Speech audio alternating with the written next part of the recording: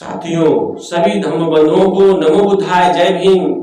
मैं doctor DN बोध आप लोगों को यह बताना चाहता हूं कि संवैधानिक रूप से एक शब्द है पिछड़े वर्ग या पिछड़ा क्लास या पिछड़ी कास्ट। साथियों, भारत में या कहीं भी दो ही क्लास होते हैं, एक फॉरवर्ड एक बैकवर्ड क्लास। हर सिक्के के दो पहलू होते हैं। इसलिए साथियों, बैकवर्ड क्लास है, पिछड़ा वर्ग, पिछड़े वर्ग है, लेकिन पिछड़े वर्ग में ही तीन भाग किया गया है, SC, ST और OBC। SC का मतलब अनुसूचित जाति, शेड्यूल्ड कास्ट है। ST का मतलब अनुसूचित जनजाति है, यानी कि शेड्यूल्ड ट्राइब क्लास कास्ट। और अन्य पिछड़ा वर्ग है, अदर बैकवर्ड क्लास है, कास्ट नहीं है। यह सोचने का विषय है कि SC, ST कास्ट है और OBC क्लास है, वर्ग है। ऐसा क्यों?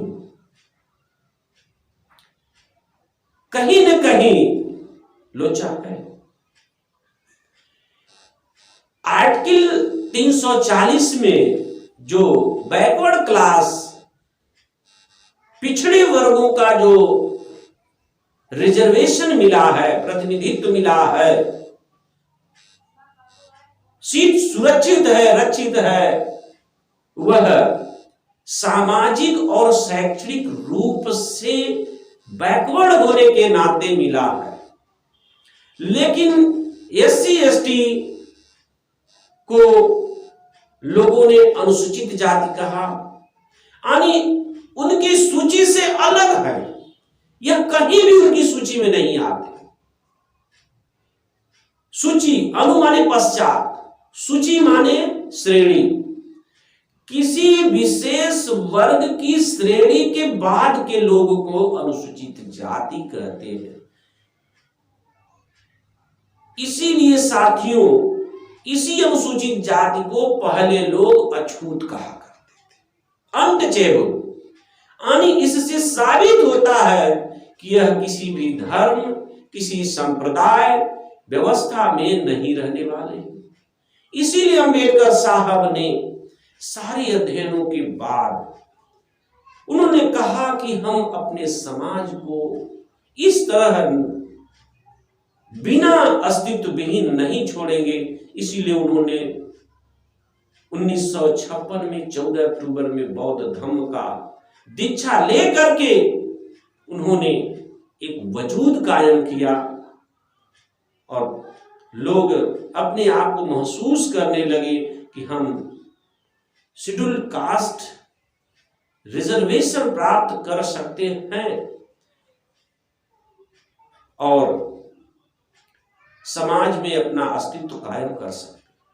उस व्यवस्था में नहीं रहेंगे। इसलिए अंबेडकर साहब ने एक वक्तव्य बोला था कि मेरी मजबूरी थी उसमें रहना, जन्म लेना, लेकिन मेरे कर्म, मेरे विचार, मेरी इसमें मजबूरी नहीं है कि मैं उसमें रहूं। ये मेरी व्यक्तिगत अभिव्यक्ति और स्वतंत्रता है।